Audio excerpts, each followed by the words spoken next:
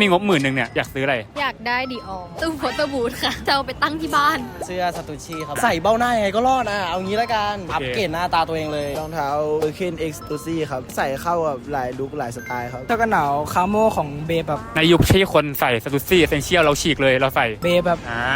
เสื้อสตรีครับแล้วก็รองเท้าเป็นไนกี้ครับผมว่าจะดูคล็อกเปอร์มาพอดีสีนี้มันใช้ได้ครับสาวๆน่าจะชอบคือฮูดเอเซนเชียลครับเรียบร้อยดีครับดูไม่โดดเด่นเกินไปครับฮูดเอสดับเบิลครับแบรนด์อื่นใส่เยอะแล้วผมไม่ชอบใส่ซ้ำครับ